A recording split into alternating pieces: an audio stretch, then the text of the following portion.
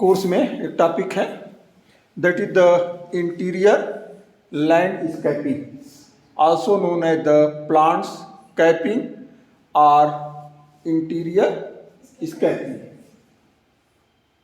जैसा नाम ही बता रहा है किस तरह की लैंडस्केपिंग है। लैंडस्केपिंग मतलब कोई लैंडस्केप नहीं कर रहा है, इसका मतलब गार्डनिंग की डिजाइनिंग, कैसे हम गार्डनिंग को, दैट आर द लैंडस्केपिंग।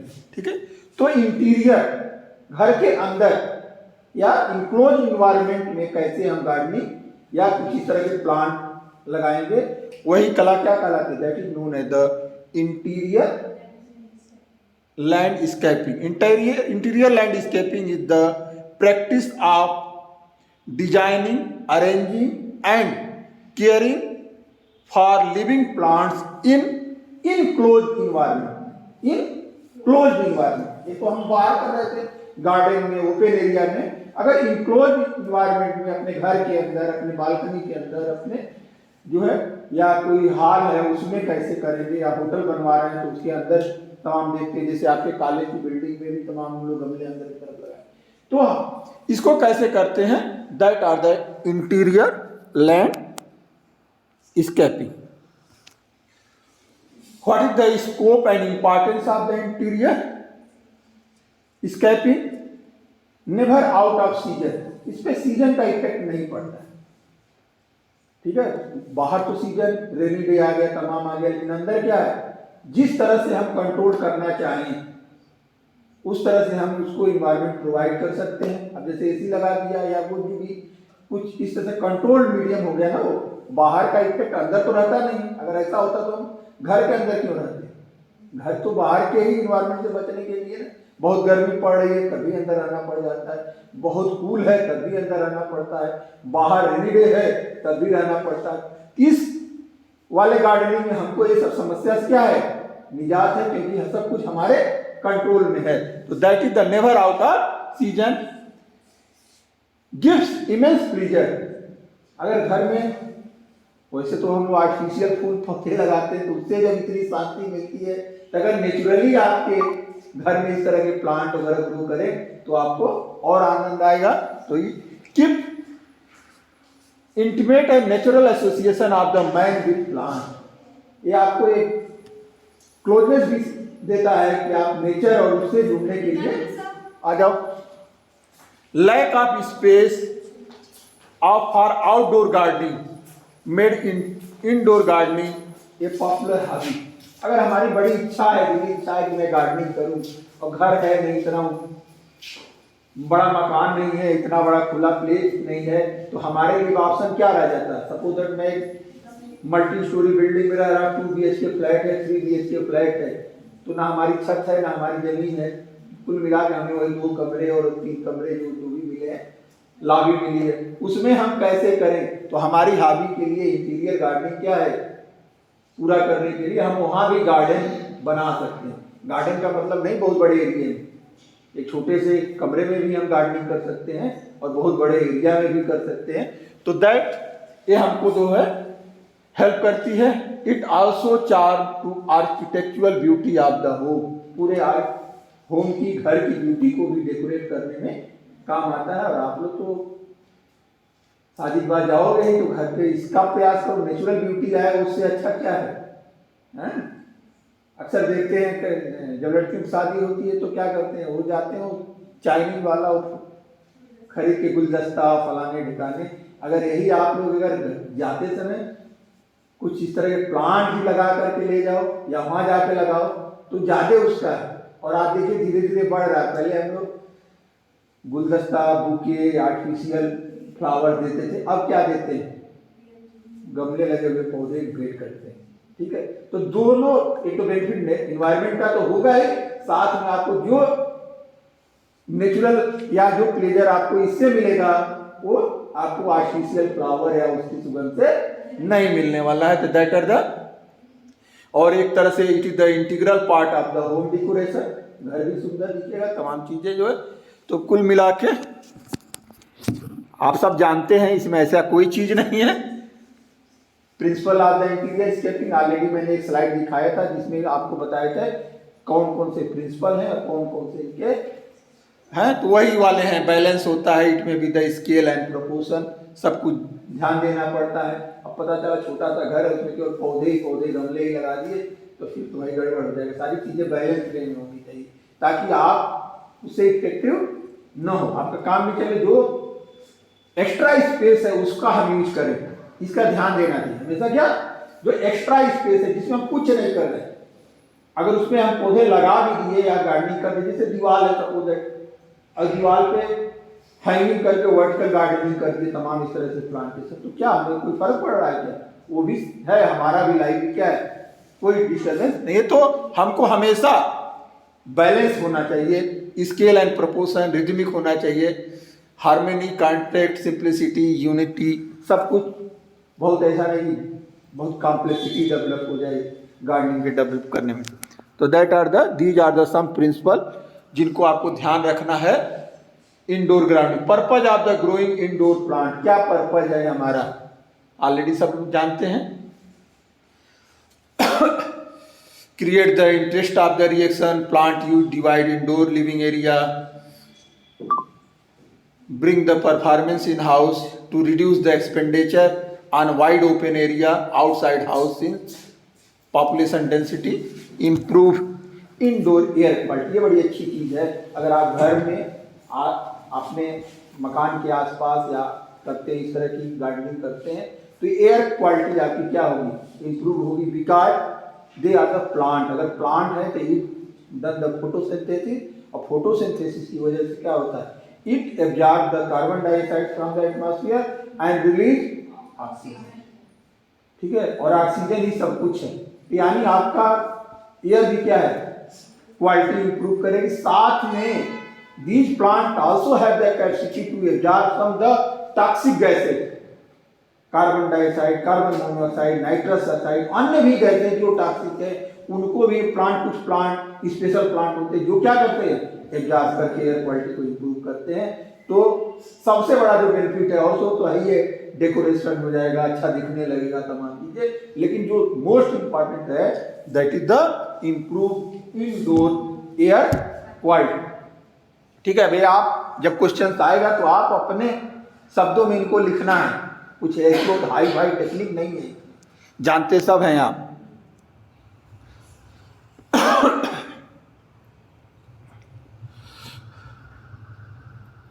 साथ में it stabilize the humidity and temperature, एक नॉर्मल टेम्परेचर को भी मेंटेन करेगा, साथ में ह्यूमिडिटी भी मेंटेन रहेगी। ठीक है, because plant also evaporate the water vapour, वाष्पोत्सर्जन करता रहता है। अगर वाष्पित हुआ तो ह्यूमिडिटी क्या होगी, आपकी एक बनी रहेगी।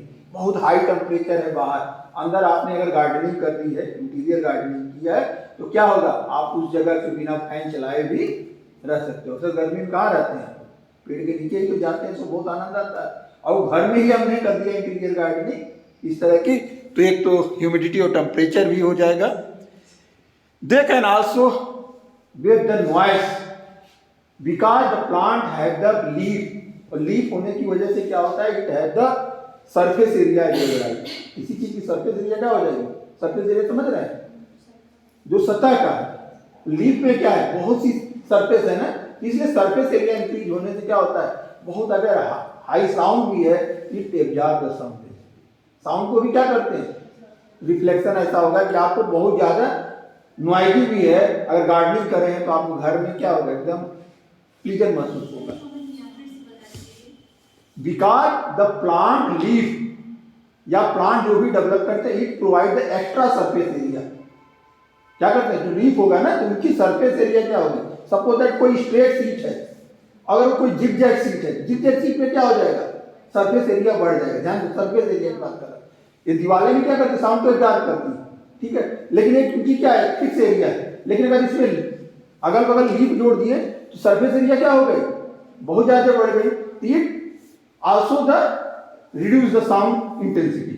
ठीक है, इसकी वजह से ये साउंड इंटेंसिटी क्या होती है, डिक्रीज कर जाती है। और आपको बहुत ज्यादा बाहर नॉइस है, घर में गार्डनिंग या प्लांटेशन है, तो आप उस घर में आपको उतनी साउंड अंदर नहीं आएगी। हालांकि दरवाजा बंद कर देते हो तब भी कम हो जाता है, लेकिन ये और हेल्प करेगा। ओके, और एयर क्वालिटी की तो ऑलरेडी बात कर ही चुके हैं। और एयर क्वालिटी अगर आपकी इम्प्रूव होती है तो your working efficiency is also increase, हमारे कार्य करने की क्षमता क्या हो जाती है, बढ़ जाती है। हम इंडियन बहुत लेजी मैन हैं, क्यों होते हैं? जाड़ा अगर कहीं बहुत ठंड है नहीं जाएंगे, बारिश आएगा बहुत बारिश हो रही काम नहीं करेंगे, गर्मी आज बहुत गर्मी है करोगे कब? जाड़ा गर्मी बरसात ये कभी जाने वाला है क्या? इंग्लिश मैन क्या करते हैं? उनके यहाँ मौसम सदाबहार है, उनकी वर्किंग एफिशिएंसी आपसे ज़्यादा हो जाती है। विकार क्योंकि एटमॉस्फेयर में बड़ा रोल करता है, बार बार मौसम चेंज होगा ना, स्वाभाविक सी बात है। आप उसमें एडाप्ट हो गए 4 महीना गर्मी में रहने के लिए, ये गर्मी ही रहता है, कोई दिक्कत नहीं, 12 महीना फिर हम उसी हिसाब से अपने को कर लेते। ये जो हमको कई मौसम मिलता है ना, ये बहुत आराम करना है। इस समय पढ़ने का मौसम है तो रजाई से निकलने का मन नहीं करता है। नहीं, यही तो बात है। आप लोग तो कहते हैं, हम लोग तो भाई इंतजार करते थे जाड़ा है। आप इस समय देखो, जब अब वो अपना अपना है, वो तो मैंने कहा कि हम मौसम में भी अपना ढूंढ ही लेते हैं कुछ ना कुछ आराम करने का, बहुत ठंड है, ठीक है। तो और ये कहावत नहीं है, जो सोवे सो खोवे, तो बस वही है। वो तो जाड़ा गर्मी बरसात देने परीक्षा छोड़ो ना आएगी, ठीक है। तो ऐसा साइंस भी कहता है कि आपकी अगर एयर क्वालिटी इंप्रूव हो जाए तो आपकी इफिशियंसी भी, प्रोडक्टिविटी भी क्या हो जाएगी, इंक्रीज कर जाएगी। सब कुछ तो हम ही से है भाई, सब कुछ कर किसके लिए रहे हैं? हम लोग का कोई बड़ा उद्देश्य थोड़ा ना कि गाय भैंस पाल के उनका उद्धार कर रहे हैं। गाय पाल रहे हैं अपने लिए, भैंस पाल रहे हैं अपने लिए, जो भी कुछ कर रहे हैं वो सब किसके लिए, अपने लिए। तो हमारी अगर वर्किंग इफिशियंसी बढ़ गई तो सब कुछ बढ़ गया, ठीक है। तो that are the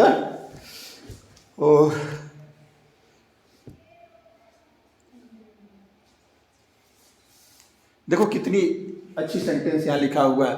it is recommended that 2 plant पर 100 स्क्वायर फीट आर 2 प्लांट पर a small office keep the air pure and healthy.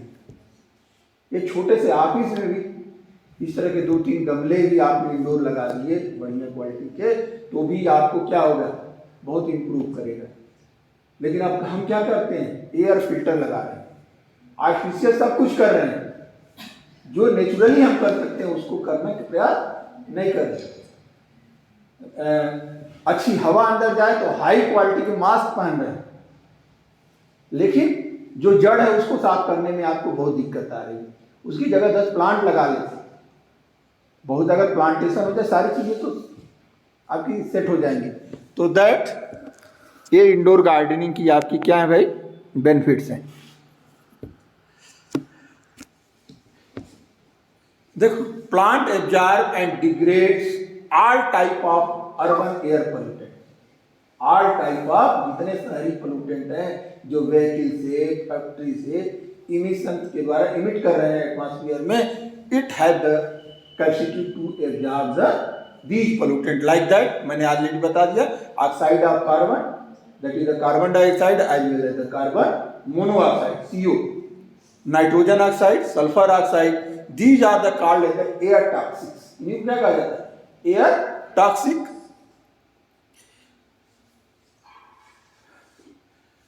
Organics from the non fully burn fuel, ऐसा कहाँ से रिलीज हो रहे हैं, जो फ्यूल हमारे व्हीकल में या फैक्ट्री में जलाया जा रहा है, सब कुछ तो फ्यूल से ही हो रहा है।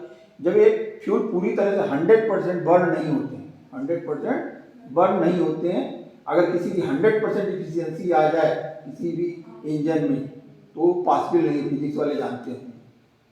70% कोई कन्वर्ट कर पाता है पूरा कंबशन करके, 80% कर, मैं 20% अनबर्न फ्यूल रह जाता है। वही अनबर्न फ्यूल किस रूप में निकलता है, धुएं के रूप में निकलता है व्हीकल। इसीलिए देखो कि जो बहुत अच्छी गाड़ी है, जो बड़ी एडवांस व्हीकल होगी उसमें धुआं कम निकलेगा, और जो बाहर चलिए तो पुरानी वाली जीप, उनके धुआं ही धुआं निकलता है। उसके पहले गणेश जी चला करते थे टेम्पो, वो केवल धुआं ही धुआं फेंकते थे, ठीक है, गणेश जी कहा जाता था, तुम लोग नहीं देखते होगे।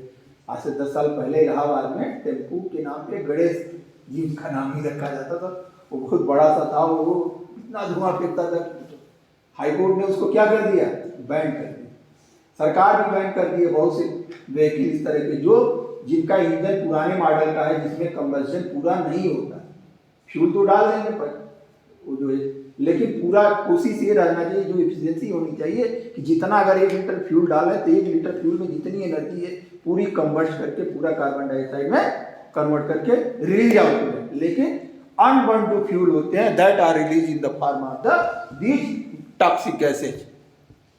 आल्सो बिग फोर इनके साथ साथ ये चार जो है क्या है, ये ऑर्गेनिक कंपाउंड है that are called as the BTEX, ठीक है, that have the benzene, toluene, ethyl benzene and xylene and PAH poly aromatic hydrocarbons and metals, ये भी रिलीज होते हैं इनके साथ। क्योंकि हम उसमें जो ऑयल गाड़ी व्हीकल में डलाते हैं उसमें कुछ केमिकल्स एडेड किए जाते हैं ताकि नॉकिंग ना हो। पहले देखते होंगे अगर आप लोग, पता नहीं देखे हो नहीं, गाड़ी जब स्टार्ट फट फट की आवाज़ आती थी, अब नॉकिंग नहीं होती, नहीं उस तरह की नहीं, वो नॉक करता है तो एंटी उसमें डाला जाता है, तमाम मेटल जो है मिलाए जाते हैं।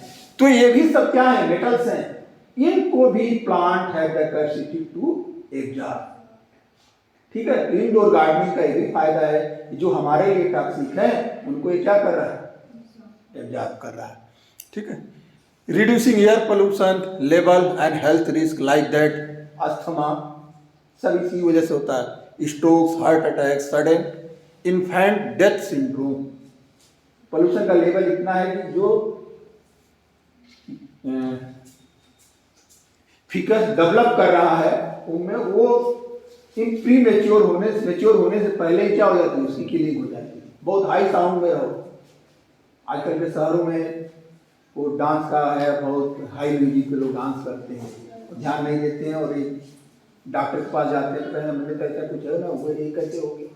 That are the reason, pollution तो है ही है साथ में, तो इनका भी बहुत से है भैया, लो बर्थ वेट, आजकल तो ये बड़ी महामारी है। डॉक्टर के यहाँ बच्चा अभी पैदा हुआ नहीं पर जांडिस हो गया, अंडर वेट है, शीशे में रखा हुआ, गांव के लोग जाते हैं शीशा में रखा रहा रूम के पास, ठीक है।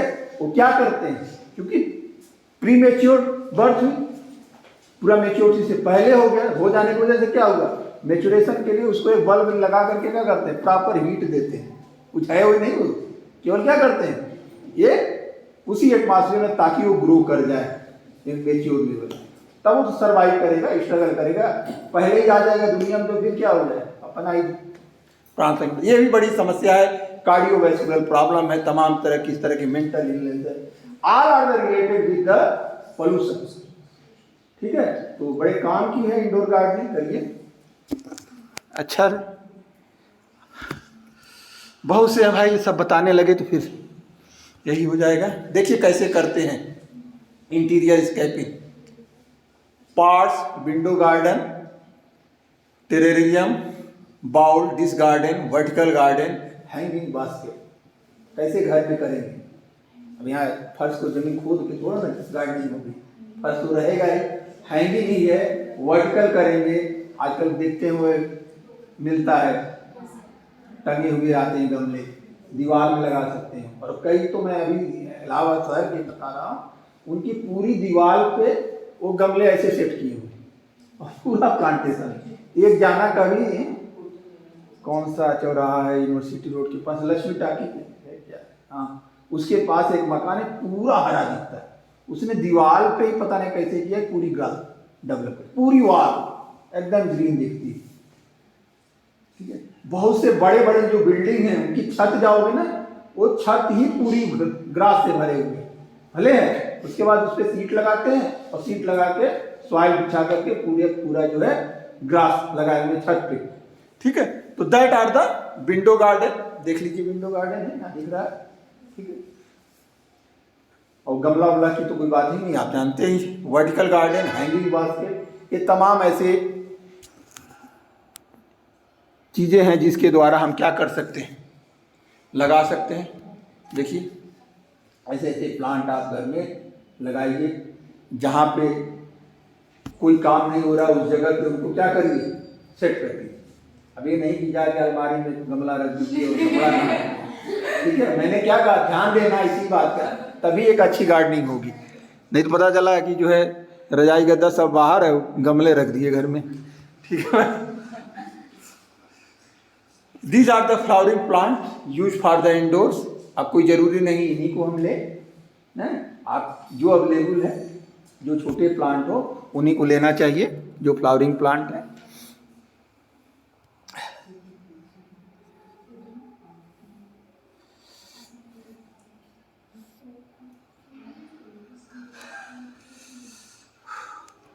अब देखो यहां तक ध्यान देना है कि अगर डार्क कार्नर, कार्नर क्या है, दक्षिण दिशा में करना है तो उसके लिए अलग, नॉर्थ वाले में अलग। कोई ऐसा कार्नर है जो हमारे काम का नहीं है और वहीं हम गार्डनिंग कर सकते हैं, लेकिन वहाँ प्रकाश नहीं पहुँच रहा है, तो कुछ ऐसे पौधे जो कम प्रकाश में ही डेवलप कर जाते हैं, that are called as scopo photo active plant. उनको क्या करते हैं, आप लोगों को इतना जानते ध्यान देंगे, कुछ प्लांट होते हैं जिनको लाइट ज़्यादा चाहिए, that are called as photo active plant, ठीक है। तो जो लाइट कम खाने वाले प्लांट लगाएंगे ना, जब पता चला लाइट वहाँ डार्क है, अंधेरा ज़्यादा रहता है, प्रकाश नहीं जा रहा है, तब वहाँ लाइट वाला लगा दो तो डेवलप करेगा नहीं। इसका तो नॉलेज होना चाहिए कि हमको उस जगह पे कौन सा प्लांटेशन करना है। तो देखो फॉर डार्क कार्नर ये सब है, आप लोग नहीं याद करो तो अच्छा है। That are the window garden, ठीक है। नॉर्थ विंडो पे ये सब प्लांट लगते हैं, साउथ विंडो पे ट्यूलिप, लैंटेना, कोलियस, क्राइजेंथमम, ठीक है, बिगोनिया, हेड्रा, फर्स, ठीक है। ईस्ट और वेस्ट विंडो पे ये सब लगते हैं। अब कहोगे सर ये कौन सा है, कौन ये देवी देवता का भी है क्या, उत्तर में लगाना, दक्षिण में लगाना, नॉर्थ। लाइट का सोर्स कहाँ से आ रहा है, ईस्ट से। अब आपकी विंडो किधर है ये डिपेंड करता है, क्योंकि वेस्ट में क्या होता है, जब इंटेंसिटी बहुत ज़्यादा हो जाती है तब दोपहर में सूर्य जितनी रोशनी फेंकता है उतना सुबह नहीं रहता। तो अगर आपकी विंडो इस साइड में है, ईस्ट साइड फेसिंग में है, तो क्या होगा, थोड़ा लाइट इंटेंसिटी कम आएगा।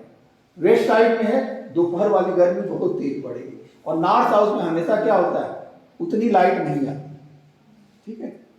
तो आपके जो वास्तु दोष कहे जाते थे ना प्लांट, उसमें वो सब इन्हीं साइंस पे है, सब बताया गया क्यों दक्षिण के कोने में, क्यों साउथ के कोने में ये सब चीजें होनी चाहिए, क्योंकि लाइट हमेशा साउथ में क्या होती है, सबसे कम होती है। आप जानते हैं घर के साउथ कॉर्नर में लाइट सबसे कम है, इसीलिए साउथ की दिशा में क्या रखते हैं घर में, कहते हैं राक्षस वास करता है, उधर लाइटिंग इस तरह का वो सब चीजें साउथ और वेस्ट के कॉर्नर में होनी चाहिए। ईस्ट में कभी नहीं रखना चाहिए। सीढ़ी नॉर्थ में कम होगा क्या, लाइट नॉर्थ में कम, हाँ, जो भी रीजन हो, ईस्ट से ऐसे हाँ, तो नॉर्थ और साउथ वेस्ट का जो वास्तु है, जो वास्तु दोष कहा जाता है, पढ़ना भाई इतना हमको वो नहीं है। तो सीढ़ी कहाँ रहनी चाहिए, उसके लिए किचन आपका कहाँ होना चाहिए, किचन के बारे में कहा जाता है हमेशा फ्रंट पे होना चाहिए, हमेशा, हाँ, वो कोना जो किचन के लिए होता है, जबकि किसी का नहीं होता है। कोई किचन बाहर करता है क्या, सीढ़ी बाहर नहीं होनी चाहिए, सीढ़ी हमेशा कहाँ होनी चाहिए, मिड में।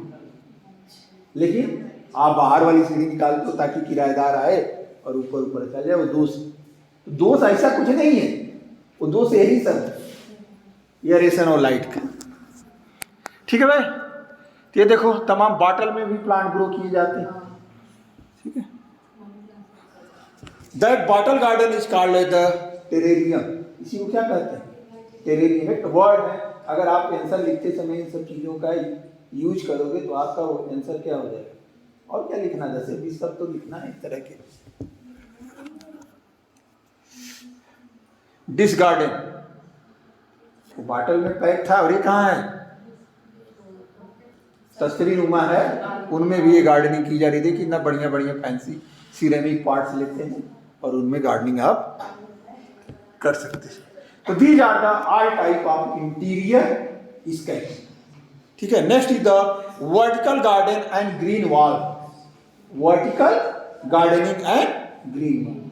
अभी भी समस्या है हमारे यहाँ, घर छोटा और कुल मिला के हमारे पास कुछ है तो ये दीवार है बाहर वाली हैंगिंग वर्टिकल वॉल।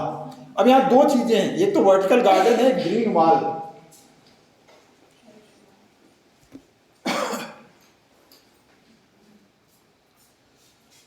जब हम प्लांटेशन किसी वर्टिकल वॉल पे करते हैं तो इसे क्या कहते हैं? Vertical gardening. वर्टिकल मतलब ऐसे, ठीक है, ये हॉरिजॉन्टल प्लेन हो गया और ये वर्टिकल प्लेन हो गया। तो किसी वॉल के सहारे, अब उसमें कील धरा के तमाम उसमें पार्ट में लगा के प्लांटेशन कर रहे हैं वॉल के सहारे।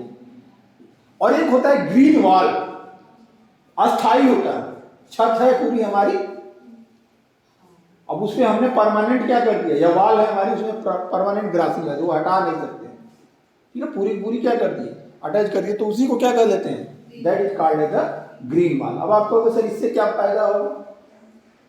वॉल भी गर्मी पाती है, हीट आता है तो क्या करती है? हीट को एब्जॉर्ब करती है, अंदर का एटमॉस्फेयर क्या हो जाता है?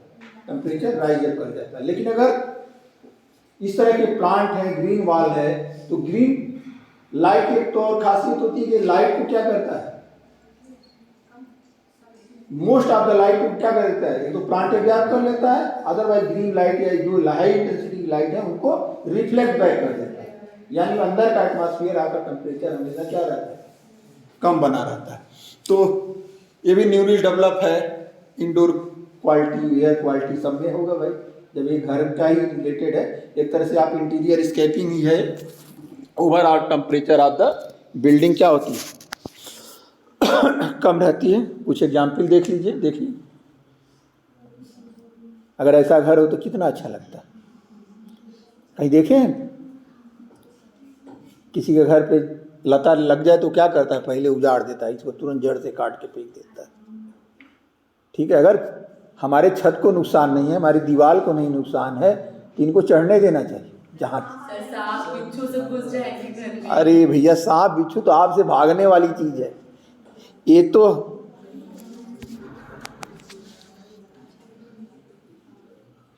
कभी कहा आपने किसी सांप बिच्छू को देखा है जो आपको देख के वो रुका रहे आपकी तरफ आए काटने के लिए? है? आपको काटने नहीं, आपको देखते ही वो खुद भागता है, लेकिन वो तब डिफेंस करता है जब आप उसको छेड़ते हो। हाँ, जब तक छेड़ोगे नहीं। अब लाठी लेके मारने चले जाओगे तो क्या करेगा? अंत में तो भाई सर्वाइवल के लिए 2-3 बार फूंक मारेगा ही, लग गया तो ठीक, नहीं तो मर जाएगा बेचारा, ठीक है। देख लो भाई, हैंगिंग बास्केट ऑलरेडी हम बात कर चुके हैं इसी से रिलेटेड। देखिए किसी मैम का एक किचन है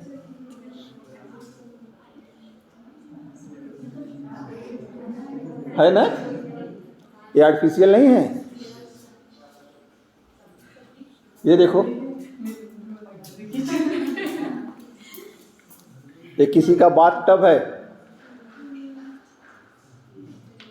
नहाने की जगह है, अगर वहां पे इस तरह के प्लांट दिखे तो क्या भाई हैं?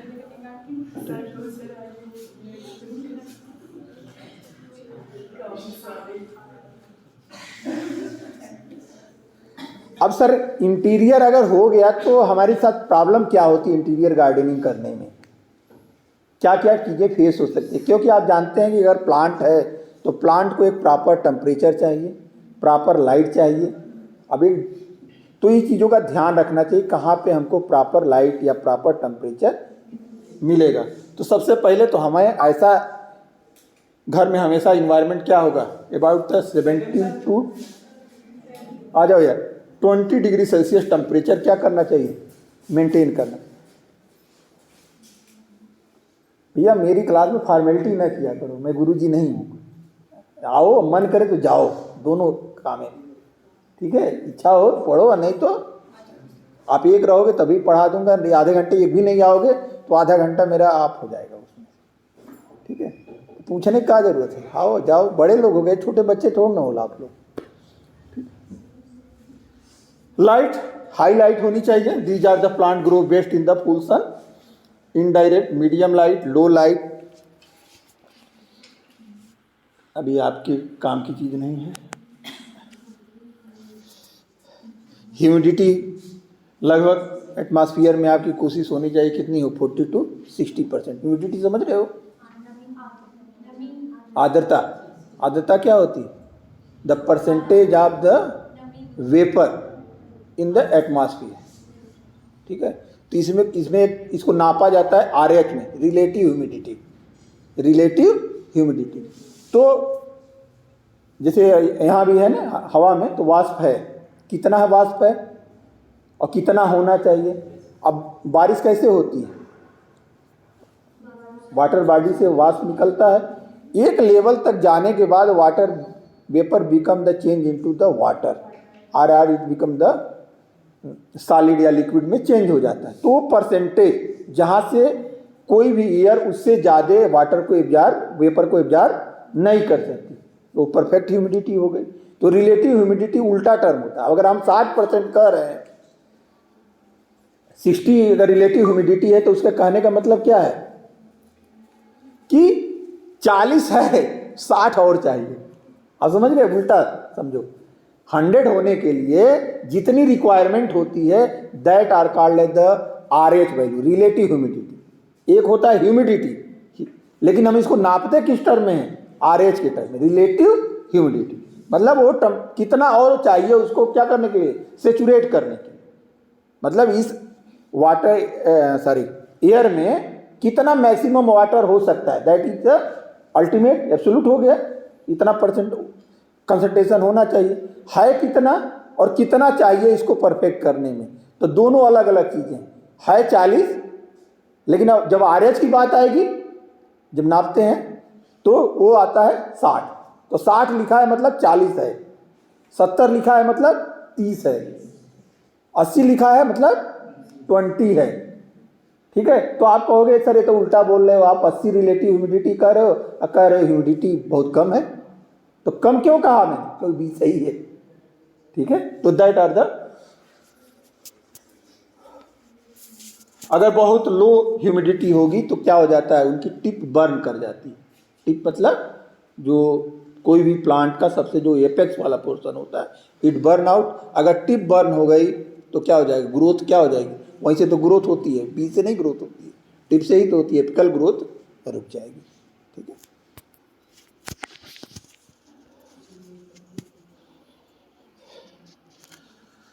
मेंटेनेंस कैसे करेंगे भाई? अब ये सब तो आप लोग कर ही लोगे, कोई दिक्कत नहीं है।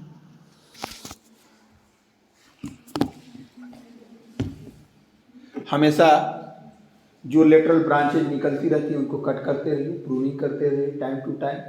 ठीक है, ऐसा ना हो कि कुछ दिन के बाद वो झंखाड़ बन जाए, झाड़ी बन जाए।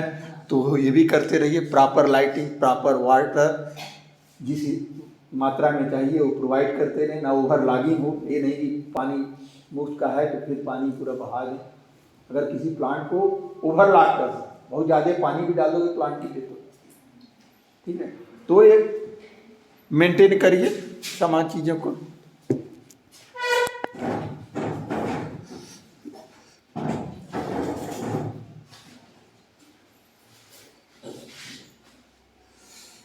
अब देखिए इसमें कई बातें हैं, आप लोग जब वीडियो देखिएगा तो उसमें लिख लीजिए PDF से। The throw away the flowering plant after the flowering जो है, अगर फ्लावरिंग के लिए लगाएं और फ्लावरिंग हो चुकी, अब होना नहीं है तो उनको रखने की जरूरत नहीं, उनको इरेट करके बाहर कर दीजिए। ठीक है भाई, ये आपका टॉपिक था पहला वाला, जिसमें हमने इंटीरियर गार्डनिंग पढ़ा और साथ में इंटीरियर स्केपिंग पढ़ा और वर्टिकल गार्डनिंग पढ़ा। एक अलग चीज़ है रूफ गार्डनिंग, छत वाला करते हैं, ये भी बढ़िया है। ठीक है, छत अगर है, सबके घर है, छत वही है, तो आप छत पे करिए। अब कहोगे सर ये क्या होता है? That is nothing, it is the garden on the roof of building.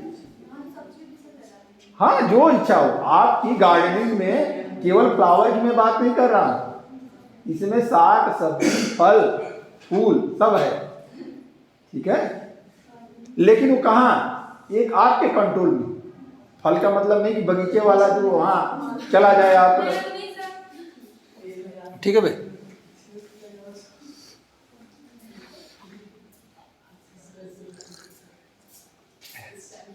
अब इसका फायदा क्या है? It convert the dead space to dynamic space. जो हमारा छत बेकार का पड़ा हुआ है, आजकल घरों पे जाओगे बहुत लोगों के छत पे वो जाते ही नहीं, कई लोग 6-6 महीने छत पे ही नहीं जाते, समय ही नहीं। तो क्या करते, घर से जितना कबाड़ा वबाड़ा इकट्ठा होता, टूटा फूटा कुर्सी, जैसे यहाँ पे देखो सामने देखो कुर्सी पड़ी हुई है, डेड स्पेस है ना, उसका अगर यूज हम लोग प्रॉपर वे से करते तो क्या हो सकता है। लेकिन कर क्या रहे हैं, नहीं जाना है, कभी छत पे गए कुछ नहीं कर, तो ये दी जाता डेड स्पेस। वो क्या है ना, उनको डायनेमिक स्पेस में कन्वर्ट कर कुछ काम दे, तो वो वहाँ पे क्या करिए, गार्डनिंग करिए। अब इसके फायदे क्या होंगे? अगर गार्डनिंग कर देंगे, कुछ नहीं करेगा तो टेम्परेचर तो डाउन होगा भाई, एटमॉस्फेयर को प्योर तो करेगा, ठीक है। तो it also help the break the monotony, ठीक है।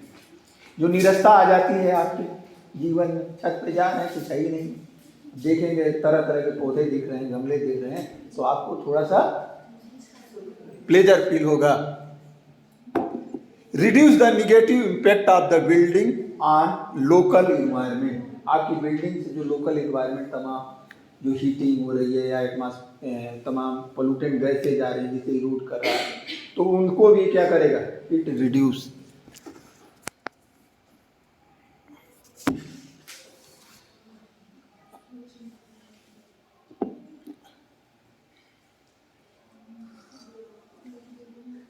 जब हम लोग हाई स्कूल इंटर कर रहे थे, हमारे गुरुजी थे TNC, वो बंदा पूरे छत पे कहीं पैर रखने की जगह नहीं, वो सब्जी उब्जी सब उगाते थे अपनी छत पे, और पूरा छत मिट्टी से भरे हुए थे, टैंक बना बना करके। अब बहुत सिंपल होता है, मतलब अब आप छत पे सीधे मिट्टी नहीं डालना, टैंक भी नहीं, आप जो भी बनाइए ना तो नीचे एक लेयर बनाइए ट्रांसपेरेंट उसकी प्लास्टिक की, तब जाके मिट्टी डालिएगा। ये नहीं सीधे जमीन से उठाए और मिट्टी डाल दी सब चली जाएगी, ठीक है। तो उसका भी प्रॉपर वे है। अभी देखिए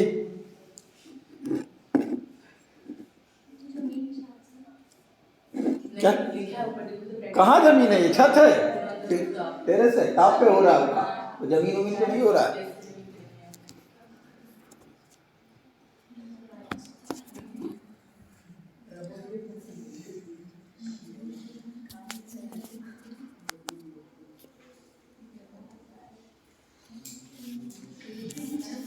roof garden and green roof. अब आप कहोगे सर ये दो टर्म क्यों आप यूज कर रहे हैं, कुछ समझ में आ रहा है? Roof garden and green roof,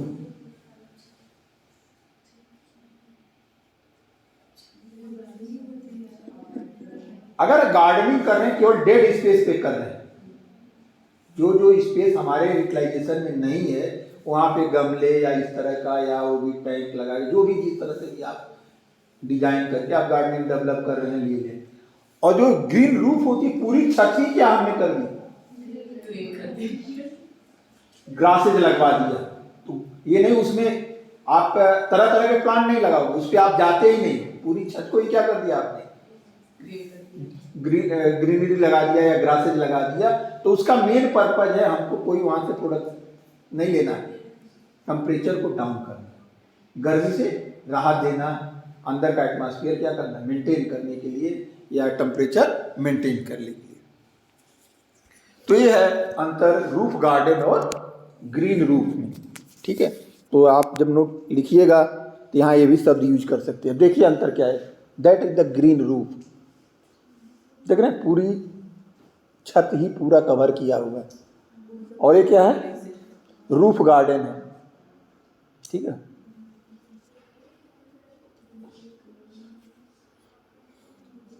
देखिए कैसे डिजाइन किया गया है,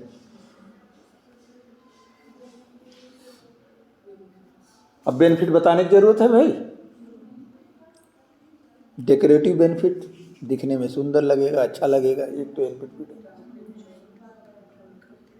रूफ पे अगर प्लांटिंग करेंगे तो हो सकता है कुछ आप फूडेड प्लांट लगा रहे हैं तो उनसे आप ताज़ी भिंडी, ताज़ी बैगन, ताज़ा मिर्चा, ताज़ा धनिया, और वो भी क्या नेचुरल, क्योंकि आप वहाँ जाके कंपोस्ट खाद तो डालोगे नहीं, ठीक है। आजकल एक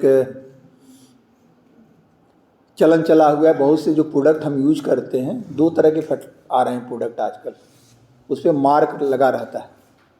तो केमिकल फर्टिलाइज़र से बहुत चीज़ें उगाई जा रही हैं। आपकी दाल, गेहूँ, धान, चावल, आप बिना केमिकल के तो मानोगे नहीं, यूरिया डालोगे ही डालोगे, बीडीसाइड उस पर स्प्रे करोगे ही, तो ये क्या उसमें नहीं जाते हैं सीड में? ये जाते हैं। उसके थ्रू कहाँ आते हैं? उनकी जो घास खा रहे हैं उनके जानवर में जा रहा है। इसी को कहते हैं यूट्रॉफिफिकेशन, बायोमैग्निफिकेशन है। और हालत ये है कि उस जानवर का जो मांस खा रहे हैं उन पे जा रहा है। और इसका एक बहुत टिपिकल एग्जाम्पल आपको बता रहे हैं। हमने डीडीटी का छिड़काव किया, 60 के दशक में बहुत डीडीटी आता था कीड़े मकोड़ों से बचाने के लिए, खेतों को बचाने के लिए, बिना देखे गैमेक्सिन और डीडीटी का छिड़काव किया। छिड़काव करने के बाद घासों में गया, पानी में, भाई बारिश हुई पानी में मिल गया, वो पूरा एब्जॉर्ब नहीं किया तो पानी में रहते हुए नदी तालाब हो गया। ये जाने के बाद उस पानी वाटर बॉडी से, उस घास को खाने वाले जानवर से कि होते होते कहाँ गया? जानवरों में गया, हमारे भी शरीर में आया।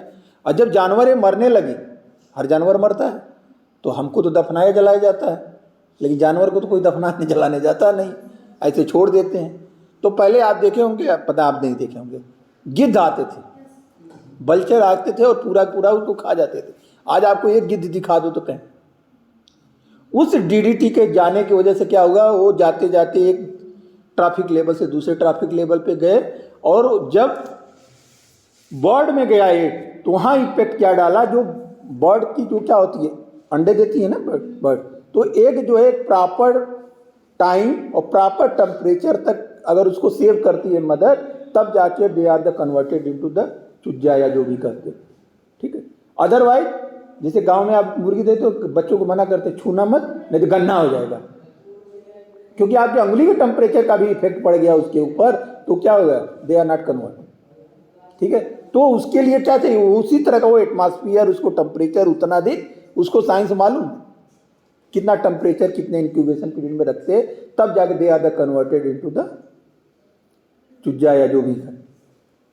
प्रीमेच्योर डेथ हो गई उसके सारे अंडों की, क्योंकि उनकी जो सेल है, इसके इफेक्ट का हुआ क्या कि सेल कमजोर हो गई उनकी, और उतने दिन तक वो सर्वाइव ही नहीं, मतलब सेल ब्रेक कर जाती बिफोर, और सारे के सारे खत्म हो गई, पूरी प्रजाति खत्म हो गई। इन्हीं सब केमिकल का यूज करते करते क्या हो गया? हर जगह इनफर्टिलिटी की प्रॉब्लम आ रही, चाहे वो ह्यूमन बीइंग हो, चाहे जानवर, एनिमल्स, हर जगह देखो फर्टिलिटी सेंटर कितने खुले जा रहे हैं आजकल। कभी पहले थे क्या ये सब? आजकल ये भी एक मेजर प्रॉब्लम है, जिनका तो रूट प्लांटिंग करने से एक तो प्रोवाइड द फूड, हमको जो देखो कहाँ से बात कहाँ चली गई, तो जो भी हमको इस तरह का फूड मिले जो विदाउट केमिकल हो। और आजकल के फूड जो बड़े बड़े लोग हैं वो कहते हैं कि हमको वो वाला देना जिस पे एग मार्क बना हो, ठीक है, तो वो देते हैं कि क्या है? दे आर द ऑर्गेनिक खेती वाला हमको चाहिए। ऑर्गेनिक खेती का मतलब जिसमें केमिकल फर्टिलाइजर यूज न करें हो, गाय के गोबर और इसके द्वारा जो हो उसको, तो वो प्रोडक्ट क्या है? अगर 60 रुपया किलो वाली दाल है तो वो जो क्या मिलेगी? 160 रुपये की दाल मिलेगी जो ऑर्गेनिक, क्योंकि प्रोडक्शन क्या हो जाएगी? कम हो जाएगी ना उसकी, तो प्रोडक्शन कम होगी तो लागत असूल ले वहाँ से। और हमको क्या चाहिए? पैसा हमारे पास नहीं कमी है, हमको अच्छी चीज़ चाहिए, तो आजकल उसकी तरफ हम बढ़ रहे हैं। तो ये भी एक अच्छा आपके पास है भाई, मना तो करोगे नहीं। और आप बाज़ार में जाते हो तो क्या करते हो? जो बेचारा गरीब सब्जी लाता अपने घर की उगाई, उसकी सब्जी थोड़ी छोटे छोटे रहेंगे, बहुत उस तरह के नहीं रहेंगे, उसको नहीं खरीदोगे। वो जो बीटी काटन और बीटी जो ब्रिंजल है, बड़ा बड़ा गोल गोल सुंदर सुंदर जो लौकी दिख रही है, उसको आप लेके आते हो और आप नहीं जानते हो कैसे बनाई जा रही। आजकल लौकियों में इंजेक्शन लगाया जाता है, ग्रो करा जाता है ताकि फास्ट ग्रो हो, ठीक है। वो सब जानते हैं सर क्या टेक्निक है। शाम को इतनी छोटी बतिया रहेगी और जैसे उसमें माइक्रो पॉइंट का केवल डिप करेगा, सुबह बड़ी सी लौकी एकदम बढ़िया ताजी, और मार्केट में वो तुरंत सेल हो जाएगी। लेकिन जो नेचुरली हुई है वो लौकी आप नहीं खरीदते, तो आपका ध्यान बहुत सुंदर चीज़ों पे जाता है, जबकि ऐसा नहीं है। आप ये ध्यान दीजिए उन चीज़ों को कि जो इस तरह से प्रोड्यूस की जा रही हैं उनको खरीदना चाहिए। खैर आर्किटेक्चरल एनहेंसमेंट होता है, इट में विद द और इकोलॉजिकल बेनिफिट जो हो रहा है वो तो हो ही रहा है भाई, सुंदरता भी हो रही है, इकोलॉजी भी बैलेंस हो रही है। देखो कितनी बढ़िया छत है, ठीक है। आप कर रहे हो, ये देखो बिफोर आफ्टर, एक छत थी पहले की, वही छत कन्वर्जन के बाद जब प्लांटेशन हो गई तो कितनी, ये देखिए मल्टी स्टोरी कैलिफोर्निया वगैरह की बिल्डिंग है, उन पे देखिए छतें का देखिए कैसी हैं।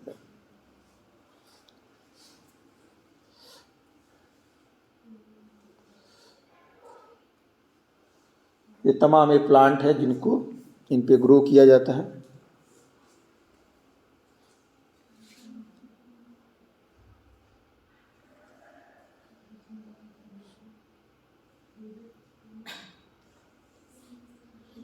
ये तमाम सकुलेंट प्लांट हैं, जो है इस तरह के, ये घासें हैं, ग्रासेज हैं, इनको भी लगाया जाता है। वर्टिकल गार्डन का इतना बढ़िया उदाहरण देखिए,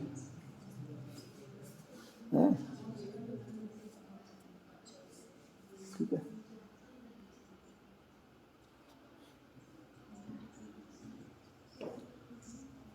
देखिए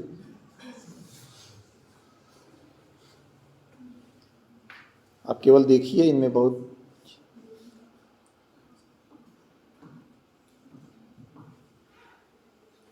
एडवांटेज एंड डिसएडवांटेज। एडवांटेज क्या है,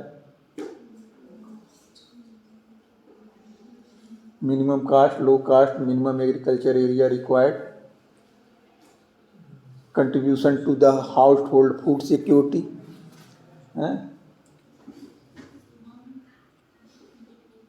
डिसएडवांटेज क्या है, छत भाई थोड़ी सी तो डिटोरिएट होगी, मकान थोड़ा सा मेंटेनेंस ज़्यादा लगेगा, ठीक है।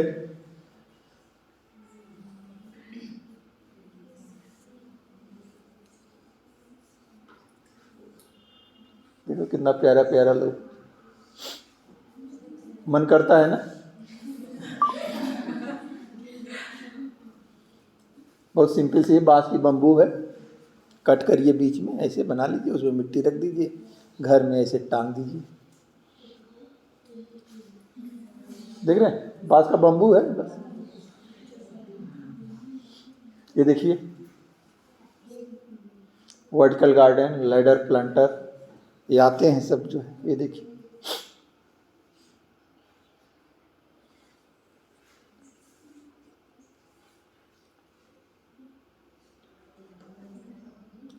Tiffin box on wooden wall,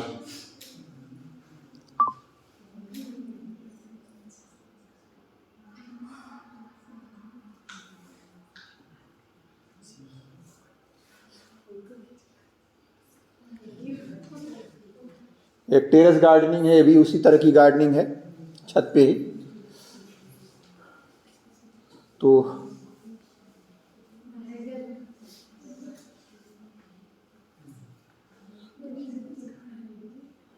ठीक है भाई।